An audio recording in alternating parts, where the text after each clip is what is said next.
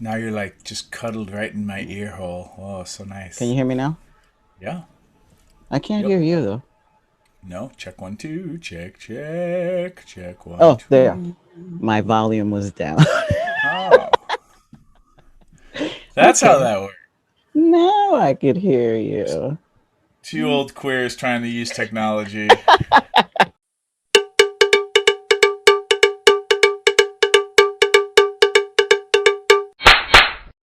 Hello, everyone, and welcome to Connecting the Dots. I'm Ignacio Rivera, and today we are here with. Reid Mihalko from readaboutsex.com. Hi, everyone. Hey, Reid. I'm Hi. so happy that you are here. Reid is a really good friend of mine, and we have known each other for quite some time and done a lot of work together. And I'm so happy when I reached out that he said yes to doing this together. So I asked, what film would you like to look at? And I was kind of happy that he said 16 Candles. so, We went back to our childhoods. so when 16 Candles came out, I was 13 years old, and you I was were 16. I was 6. 16, yeah. Uh, 1984. so it was. This is like a perfect. Those were perfect ages to be looking at this film. So one first question I'll ask you is, how would you summarize 16 Candles? So well, romantic comedy, which I don't know if that makes it more problematic or less problematic. It is kind of Cinderella story in Molly Ringwald's character. Samantha is invisible basically to her family. It's her 16th birthday. Everyone's forgetting that it's her birthday because her older sister's getting married the next day. She has a crush on like the most popular guy in school, who's dating the most popular, perfect, girl in school, and all of a sudden he takes an interest in her because Jake, the most popular guy in school, realizes he's dissatisfied with his relationship, and so he basically zeroes in on her because he finds a note where she admits her crush on him.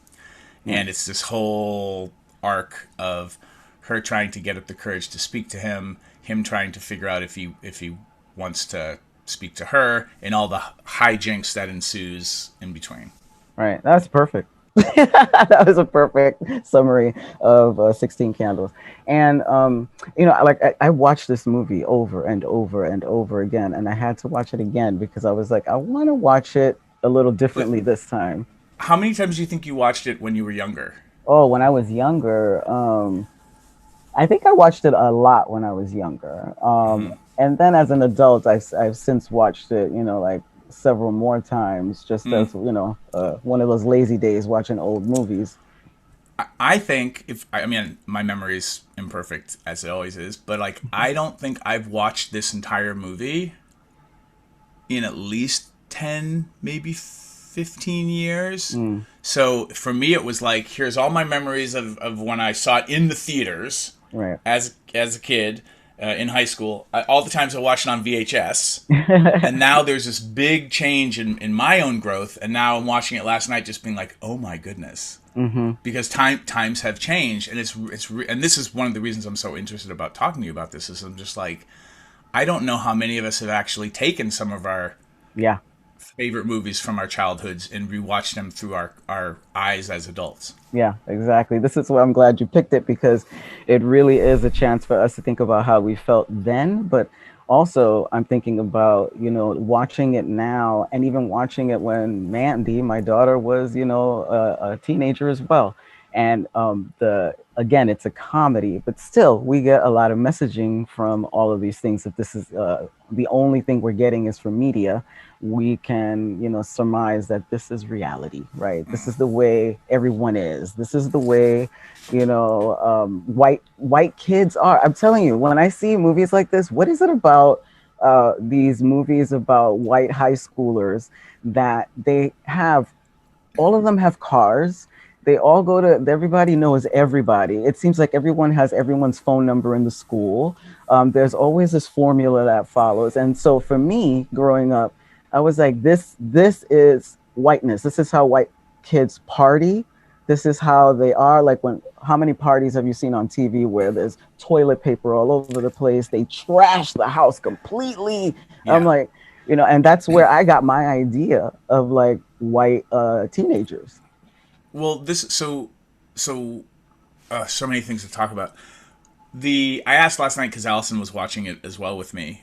For the people who don't know, Allison Moon is my partner. She wrote Girl Sex 101, and the I asked her, I'm like, do you know of a movie where the high schoolers have a party and they don't trash the house?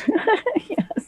Right? Like, I'm like, where's that movie? And then Hmm. she called out there's a newer movie called Booksmart, which maybe Uh-huh. you'll want to talk about on another time with somebody, where they have a party but they don't completely trash the house. But like, that's the only one we could think of.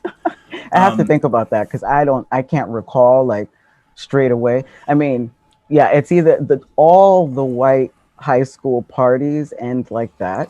And then, of course, for a certain amount of time, all the parties that were in like black movies and stuff end in a shootout. It's like this Oh total yeah. like idea of what happens every time you go to this kind of party or that kind of party, which is kind of interesting. Because this is what we are consuming constantly. Well, Yeah. yeah. Yeah. Oof. And then the other part I want to bring up, because I just had this like epiphany, is it's interesting as a child, and as, just as somebody growing up in culture, like, you can go see the Fast and the Furious, and you're not supposed to be pulling out of the movie theater like Right, Vin Diesel, right? right, Or The Rock. right, But we don't have the cultural messaging around romantic comedies right. that you're not supposed to behaving. Like, even Say Anything was the other movie I was gonna maybe pick. Like, Hmm. standing outside of somebody's Right. house with a boombox over your head is stalking. Like, but it's also like, oh, it's so romantic. Like, Yeah, yeah. and this movie's filled with this kind of stuff. Exactly, exactly. And it's like, yeah, at the beginning of a movie, when they say, PG or this movie has sexual violence, and I have to say, I was so happy when they started putting in this movie has sexual violence or rape scene, and I wish that they had different categories too, like in terms of the categorization of fantasy and reality. I Mm, kind of wish that because it's like here's a romantic comedy that really is not truly real. It's an idea. It's like from reality we take these things and now we're going to make it funny, and digestible for media, right? And so, but we don't know that growing up. We see this and we take it as truth. And so how everybody kind of relates to one another is truth. well, even Anthony Michael Hall's character, who plays the freshman geek, like, he pursues Molly Ringwald's character really hard. Like, it's aggressive, Hmm. flirting pursuit, following her into the auto shop Right. place, and it's creepy, and it made me really squirmy. And then to your point about, like, we exaggerate media, Hmm. right? So this is a fantasy, but at the same time, like, we're exaggerating. Even if Anthony Michael Hall, his character clicked it up 8 notches, it's still based on the 2 notches of it's okay to invade somebody's space, Right. not ask permission to start talking to her, and when Hmm. she's blowing you off, to just Yeah. keep wearing her down, right? And that was the stuff that was so cringeworthy with me because, like, as a sex educator and trying to, like, just be better, Hmm. and understand rape culture and consent culture and privilege and all the things, I'm just like, oh my god, like this is I'm laughing now because I'm Right. embarrassed Right. Right. and I'm uncomfortable. Talk about. Let's even look at the progression of Farmer Ted, which is The geek character. the geek character, the freshman, right? And so, just like you said, no personal space, no boundary. When we first see him, he's in the back of the bus. He's walking over to Sam, like no one else is on the bus other than Cusack's character, which I love Yeah. her.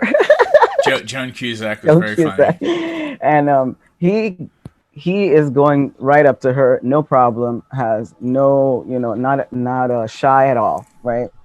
So right here we see, even as the person who's seen as a geek, the freshman who has no status whatsoever, even he, the cis male, feels so entitled to walking up to her and sitting right there and being like right in her face and saying, hey, what's up, and smelling her and doing all these things. Now, somebody does that now, that is not something that anybody is going to even, like if somebody witnesses that, I'm hoping that somebody would stop it or someone has the agency to stop that. But Yeah. the way she even continues to talk with him, because he still stays there, right? So the progression, he's like a nobody, right? He's at the dance. You see that he's still kind of a nobody because he got all his geeky friends, and he's trying to be the leader of the geeky guys and say, I am the best here. I can get the girls. And Yeah. so when talking to Jake about Sam, the main character, it's his macho stuff turns into, oh, is she yours? Oh, I didn't know anything. Let me tell you everything I know Yeah. Let me about her. apologize so you don't beat me up Right. if I intruded on your territory. Exactly. This property thing. It's like, oh, I didn't mean to do it. So here's all the information. Now I'm in because I'm giving him something he wants. It's almost like a thing, And Jake doesn't even notice her until like he sees the note. And as soon Mm-hmm. as he sees the note, it's like, oh, there's a possibility For here. new. But then later in the movie, he talks about how Caroline, Hmm. his perfect girlfriend, is such a partier, only cares about partying, invited everybody over to his house while the parents are away for the weekend, and just, he shares about like, well, did you see what she did to my house? Hmm. Like he's kind of saying like, yeah, she's perfect, she's hot, she's popular, but like I want something deeper. And this is where there's a really great article, and I'll Hmm. send you the link again in case you want to include it with things Yeah. where it talks about using 16 Candles in Me Too, because this was one of the first movies I had heard about where like they interviewed Molly Ringwald and the other cast about like, hey, there's a date rape scene Hmm. in this, and how do you feel about this now all these years later? And they set up Jake as like this perfect, the prince who didn't see the invisible girl, Hmm. now shines all of his attention on her and Right. chooses her. But then later in the movie, there's really a lot of fucked upness. So there's no such thing as perfect. And the property piece that you're talking about, like he hands off Mm. his perfect girlfriend to the geek, Yeah. and just be like, she's so wasted, she won't know the difference. Do Hmm. whatever you want with her. Well, I want You to know, quote. I want to quote what yeah, he said because I wrote this down. He said when she was drunk, um, on the bed, he says,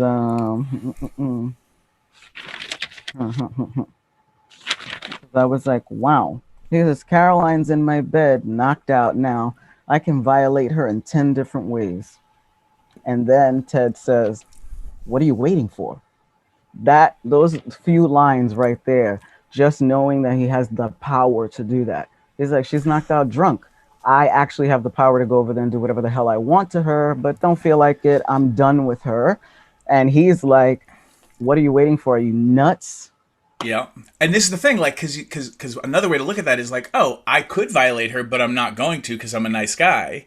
And then like four sentences later, it's like, why don't you have her? Right. And that's so like you're like, oh my god, he's a sweet guy, and then you're like, fuck, like dude.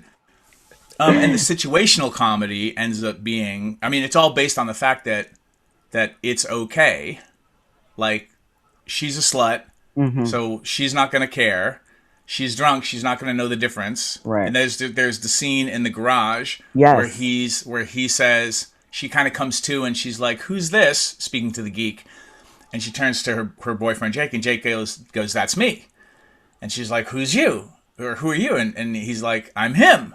Right. And and so the subterfuge and that everybody's okay with it because she won't know the difference is just fucked up. Yeah, that I wrote in my notes. I was like, rapey. I was like, like it's like she's inebriated, so like they're fucking with her mind. Like that's me. You can feel safe going with this person. And she's like, okay, you know. And it's like, again, romantic comedy, but a lot of when all these romantic comedies kind of follow the same formula, then you kind of think that this is quite all right, you know. Well, they're underscoring all these pieces, and Yeah. I think what was so uncomfortable with me watching it all these years later is I was like, oh my goodness, like this was funny. Like even the comedy with the racism around Long Duck Dong, Hmm. like there's the humor, and I'm like uncomfortable because I'm laughing because of the humor, Hmm. but I'm also laughing because I'm so uncomfortable with the sound cues and they're using the gong all the time. Yeah. And with Jake and handing Caroline off, like we're let off the hook, and this is something that the article talks about. Like we're let off the hook as the audience later because Caroline kind of likes the geek, Right. and she's like, I kind of, he asked like, did you have a good time? First he asked, did I have a good time? Because he Right. doesn't remember either. And then he goes, well, did you have a good time? And she's like, yeah. And they have like this tender moment, which somehow makes it okay. Exactly. Yeah. Yeah. And that's the same formula around when these things happen to you. If you had a good time, if you, or I should say, if you had an orgasm, if your body reacted to it, if you say it was, you know, if you say it's okay, then it's fine. You know, like I Mm-hmm. liked it. Now we're in a relationship. Basically, she said when they came back, she said, I never dated a freshman before. So like they're in a relationship now, you know. Well, and the other thing of, well, so many things, but like it's the like if I'm aggressive in pursuing you, and then we end up hitting it off, Hmm. then it was okay. Like It was worth it. the ends justify the means Yeah. as long as you're happy at the end. Hmm. And that's just like, it's like, oh my goodness, like that's woven into like everything Right. Hmm. from definitely from the 80s. I mean, Yeah. now I have to like think about like what would be a more progressive movie that actually did things well. Even Right. the Right. geeks, oftentimes in some popular media, the geeks are kind of portrayed as like the more intellectually, for lack of a better word, like woke. Like they're the ones Yeah. deconstructing Right. culture because they're the outsiders, so they have a more progressive stance. And in this movie, they are not at No. all. They're No. just perpetuating and trying to Yes. fit in using all the tactics of the day. Yeah. And so with that progression of the freshman, then you know after he tells them all the information at the dance, and then after the party when he is taken out from under the glass table, Which then was funny. I yes, thought that that was was kind of funny. funny. And then he is a different person. He's like so laid back and talking to Jake again because he's in a position of giving information to Jake. Like he Mm-hmm. feels like he's in. He is in with Jake, and now I'm going to give you all this information so you can get this girl, you know. And then going to his friend's house to get pictures, right? Again, she is completely drunk. He gets his geek friends to get a camera so that he can, you know, have proof of it. I Proof. love the fact that they fucked up the picture, so there was actually no proof. Yeah, it was a non. It didn't end up being a non-consensual photograph because they fucked up the photo, and then again, like we're let off the hook. Exactly, exactly, because it We're didn't happen. Yeah. Yeah, and this is what's so interesting too is like we're let off the hook as an audience 20 however many 30 years later watching this movie, Hmm. right? Whereas like, oh my god, this is fucked up. Oh, the picture didn't come out okay. Whew, it's Yeah. okay. We gotta, we don't have to worry about this. But Hmm. it's the only reason the picture happened was all fucked up to begin with. Right. Exactly. Exactly. Yes. Yeah. It's and then there's also like there's a scene in the Rolls Royce where she goes down into his lap and then he goes directly to camera. This is starting to get good. Yeah. Because I think if I'm remembering, he was trying to check in with her if she was okay, And Oh then no, she was what was being that one? very loud and using the phone in the car, and he's telling her to be quiet and try to Yep. relax. Yeah, And then she also said that she's like, I'm on birth control, and or oh, when she gives him a birth control pill, right. and then uses that as like, they're signaling like, I'm on birth control, and she even says like, it's a great excuse to be reckless, Yes, right? So now it's, so no matter what happens, it's okay because no one's gonna get pregnant. Like exactly. it just gets worse. Yeah, The fucked upness of that scene. yeah. Thinking about the the racism or the cultural insensitivity. So with Long Duck Dong, or the gong that always comes out every time he's there. When the little brother says, "Burn the sheets and mattress when he leaves," talking about the Asian guy. I have to sleep under a Chinaman. There's your Chinaman. So there's throughout the Yeah. movie they say that. Even Long Duck Dong, even in this film where there's obvious racism and stuff, after he goes to the party and has alcohol, he becomes a an asshole just like all the other guys, because even in the car he goes, when he's with the girl and he has his hand over her, he goes, "Now I have a place to put my hand," because he has a girlfriend now. So I was like, huh. He was like, they portray him as this nice, quiet guy, and then he's different now that he has this woman. Bohunk, which I had to look up. I did not know what bohunk was. That's what they refer to these fiance consistently. And when I looked it up, it said of Central or Northeastern European descent, usually a day laborer, and also referred to as people that are uncivilized. So words like that. And then there's a portion where Sam is talking about a dream. She refers to the color black, and her friend says, "A black guy?" Like this horrified thing. And she goes, "No, a pink guy."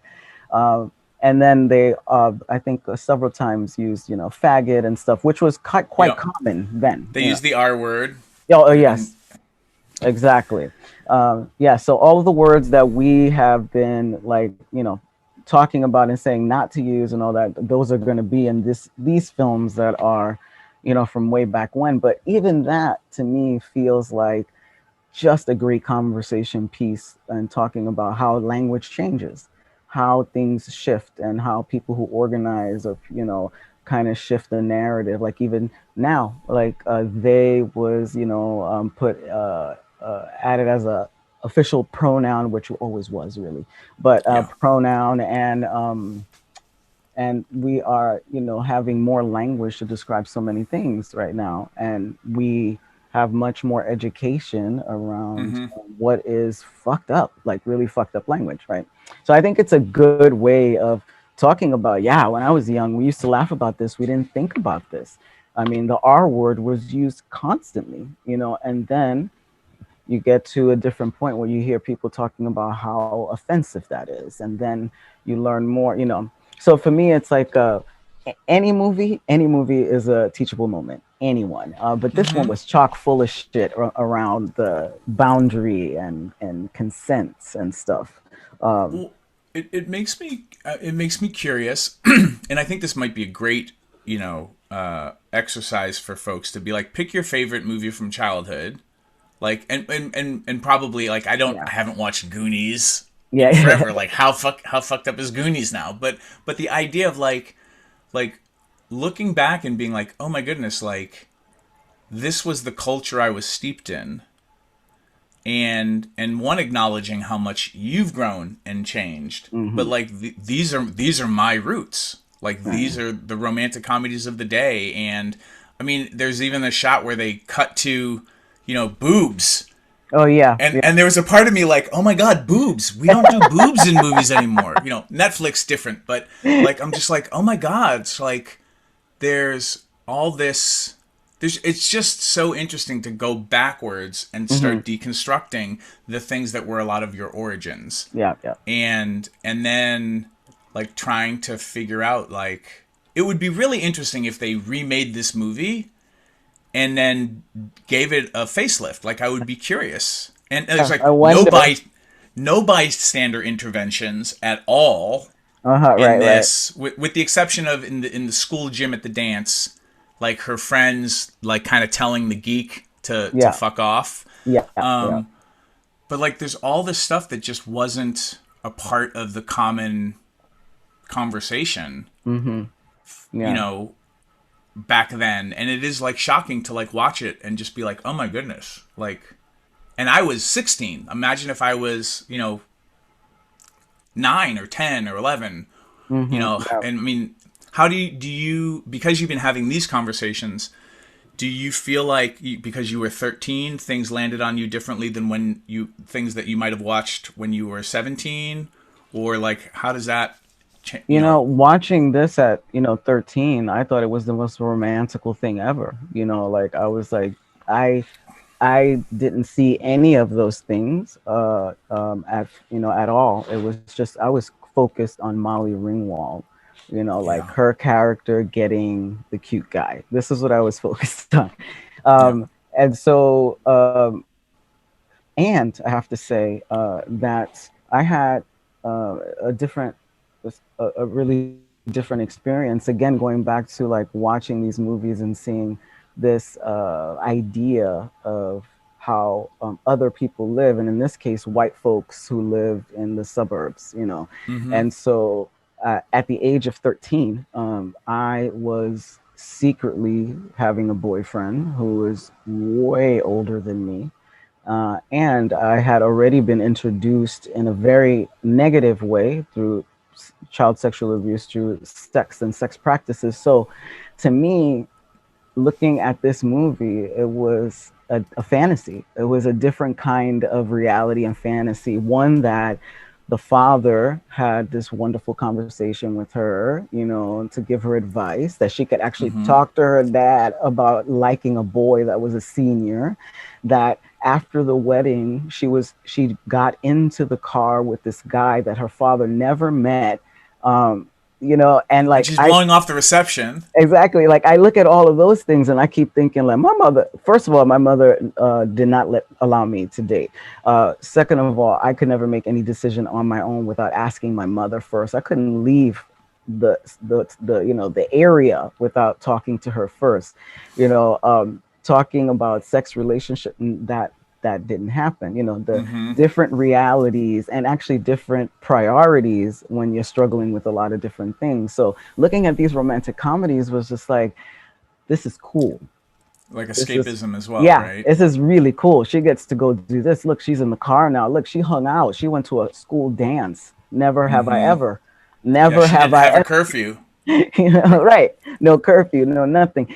So it almost makes the other stuff kind of blend in there depending on what you're focusing on. I Mm, think I'm focusing on the romance, like, oh, at yeah. the end, she's, sweet 16. She gets her wish and she gets to kiss him at the end, and it's so Mm-hmm. beautiful. And then when you really look at it, it's layered. It's layered. It's Well, not. yeah, and the layered piece, because even I was thinking about, because you mentioned the father conversation, Hmm. right? And like the moments that rise up of being like, wow, that's kind of almost healthy, Yes. right? The Jake and Caroline have the kind of breakup conversation Yes, that was healthy. where oh, but Yeah, that's wait, why I go like this. at the at the end she goes, because she's like, hey, listen, if it doesn't work out, it's okay. Like, so she kind of leads the breakup conversation, Right. but then she goes, I'll leave it up to you Right. on what we decide. And I was like, ugh. Yes. And because again, like, there's all this status involved, and everything's cool as long as you wake up the next morning in the Rolls Royce with the geek, and you kind of feel like you had a good time, even though you don't remember it. Hmm. But like, what happens on Monday Right. when we're back in the status cesspool of Hmm. high school? And so there are those moments, even with Long Duck Dong and the tall girl, that they end up Hmm. kind of meeting at the school dance, and she, to me, I'm like, oh wow, like she kind of has some agency. Uh-huh. But maybe that's the healthiest pairing or the least fucked up pairing. Hmm. Maybe But it's then it's I just so said, interesting. But then I said, even with Long Duck Dong, like the first they portray him as this very sheepish, docile person that the grandparents are basically using him to do mow the lawn, do laundry, and all this stuff as an Yep. exchange student. Then he goes out and has a taste of freedom, right? And so he's drinking and he's having a good time. He meets this statuesque woman and he is having a great old time. She seems to have all this agency. But even this character that was so docile becomes an ass because even with that one line he says in the car, basically, now he puts his arm around her and he says, "Now I have a place to put my hand." Even little comments Yeah. like that. Meaning her boob. Right, again, property, again, a thing. So even in this whole comedy was very consistent with women and girls being property and not Hmm. having any like boundaries and stuff, and consistent with boys. No matter what status you're in, you will always have power over girls, and you have access over their bodies. Yeah, the scene that was missing with their little tryst is I wished I imagine because I was the super awkward kid in middle school that nobody wanted. Like I was the DJ at the school dances because no one would dance with me. Like I was a lot of things, um, and and I wish I in my fantasy she chose him to dance with, Mm-hmm. which is why they were slow dancing. Because slow dance is such a big deal Right. in school dances. But so that scene wasn't there, but like I was imagining like that's she came up to him and picked him to dance because he wasn't like swimming like a shark trying to hit on Right. everybody. Right. And I was happy they found each other. And then there's a bunch of they're on the exercise bike together and a bunch of like great physical comedy. Uh huh. But at the same time, like, is she allowing him to touch her boobs and she's having a great time because no one ever picked her? Right. Right? Right. Like it just gets complex and like you said, layers all the way Mm-hmm. down. Yeah. And so like yeah, like even the good conversation has a sentence in there like huh. And when the dad talks to Sam and gives her, says, you know, yeah, make sure that you're the one that wears the pants in the family. Sam, like, yeah, tell her that she Yeah, can like be in control. But then he also says, I mean, which is not a bad thing, but of course it always gets me. It's he says, once when you find the right guy, it'll be forever. And yeah. I feel like as a parent, I think that's like a horrible lie we tell our children that we should not say these things. I am totally, totally against saying forever because we set our children up to fail all Yeah, I the mean, time. well, and duration Hmm. is the metric for success Yeah, on if you had a good relationship. It's how long were you together? yeah, And if you break up at any time, it must have been a failure. So the forever myth is just fucked. right. Yeah. Wow. Yeah, so two things come to mind that I've seen before. Uh, Revenge of the Nerds. Revenge of the Nerds, I Oof. always think of this scene. And it's the scene where one of the nerds has a Darth Vader outfit on, and the cheerleader girl thinks it's her boyfriend, the popular guy. But it's not, it's the geek guy, right? They go into this little area, this blow up air mount thing, doesn't really matter. Bouncy house thing. Yes, that's it, bouncy house thing. And they have sex, right? And so afterwards, he takes off his mask and she is just like, oh my God, and then all of a sudden it's like, I can't believe I'm in love with a nerd. Yeah. Like it goes from I completely tricked you. You thought you were having sex with someone else. Now I reveal myself, and oh no, this isn't rape at all. This is like, oh my God, thank you so much because the sex we just had was way better than I've ever had before, and It now you're transformed my my life. boyfriend. Yeah, and it's like crazy. I always think about that, and it's like so many movies do that. This idea that you know, if it ends right, if she's happy, if she had an orgasm, then it's okay. And then it also reminds me a lot of I've seen so many comedies, mostly like raunchy, like college comedies where cis men are being raped by other men and their friends are laughing at it like a joke. It's like a Like funny thing. that is something I still kind of have to like sit with, Mm-hmm. is being raised as a a cis white guy, that like if if I was passed out and somebody took advantage of me, if it was a woman, I'd be like, I am culturally programmed to be like, that's a win. Mm-hmm. Like everything's fine. Right. If it was a man, it would be fucked up. But I'm also queer. Like, this is, I'm not gonna say it's hardwired, but this was programmed in.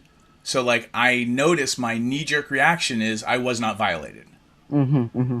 and I was raised with that, Right. and I can, and it's still there. Like the program's still running, and I know that the program's wrong. Mm-hmm. Like I'm aware of it, and I still can't get the program. I still can't delete the program. Right? Like it's, I feel it. I feel the part of me that was acculturated that that's not rape.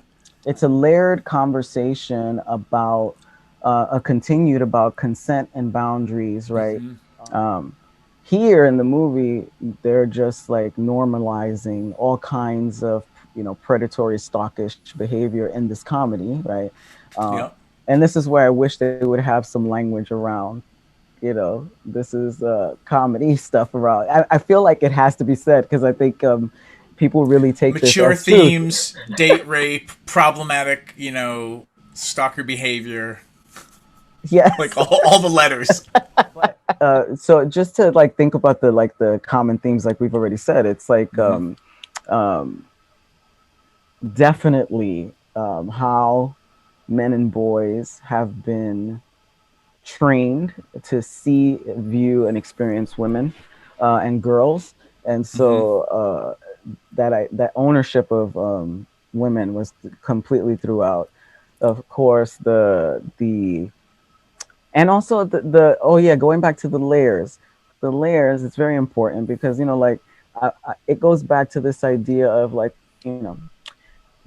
things happen, people fuck up, people make mistakes and stuff, but people aren't monsters. They might do monstrous things, but they're not monsters. And like I think that when we examine how popular culture has like kind of spoon fed um a lot of people, like how they think relationships are, Mm-hmm.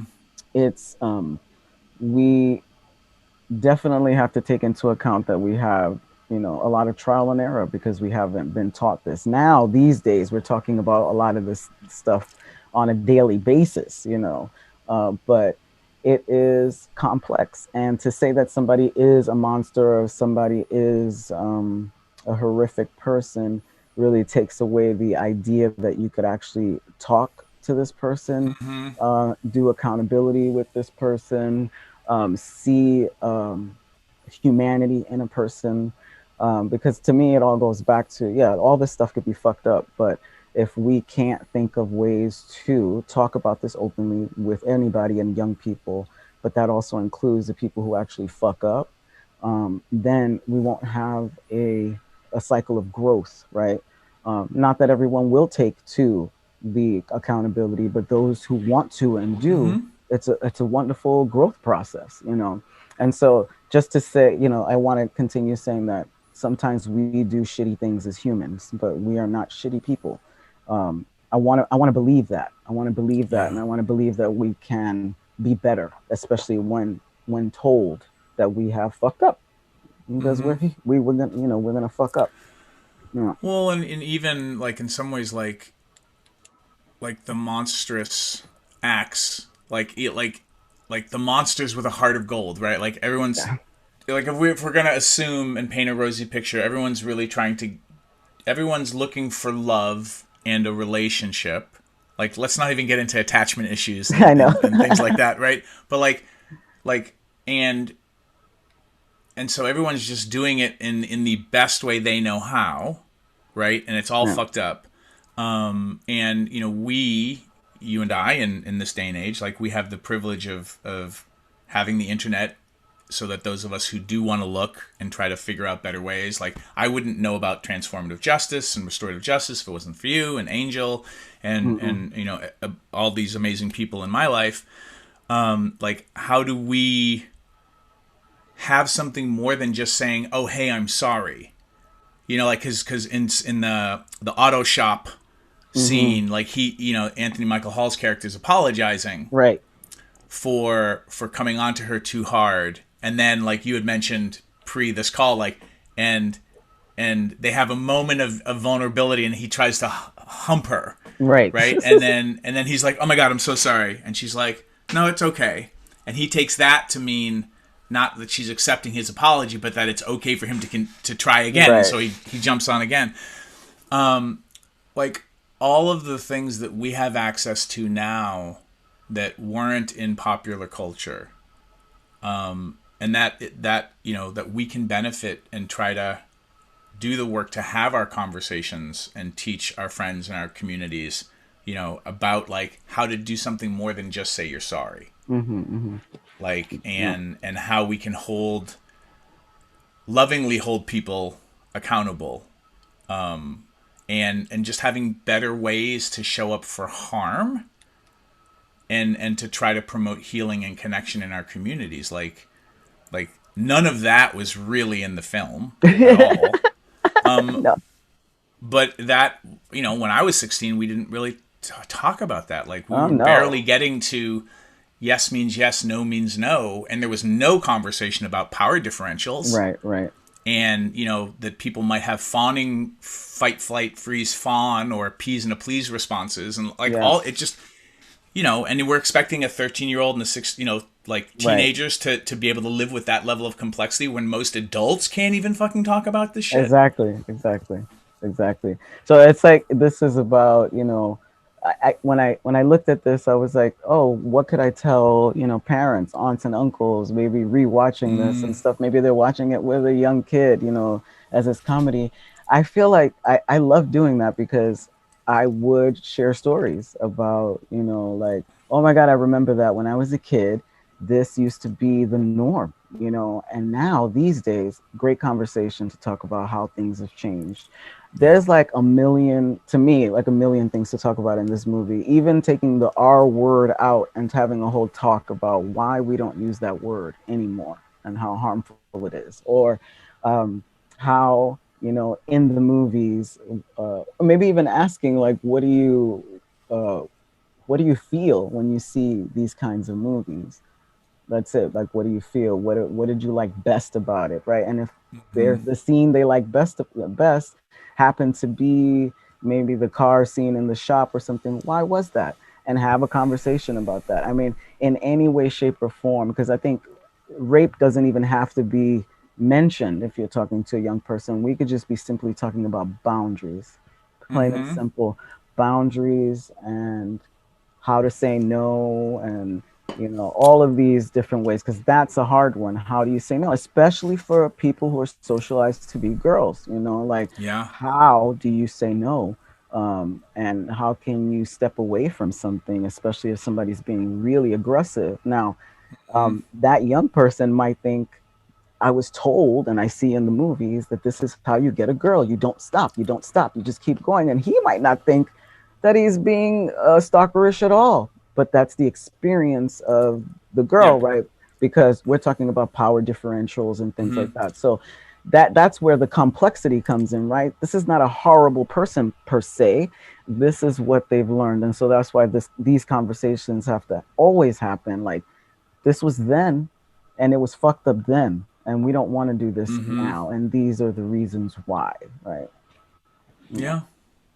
Thank you for having these conversations, and Oh, thank you for thank inviting you. me to be a part of this one. I'm telling you, we could talk like a whole nother hour on this shit, right? I, I mean, it does make me want to like start rewatching some of the old Yeah. films that I you know, that are tender in my heart, but then like, am I not rewatching them because I know how that this is just gonna make me feel horrible that I liked this, like, Yeah, but but it's just like, an assessing of stuff, right? About what we took as truth, And really it's also about like questioning and again realizing romantic comedy.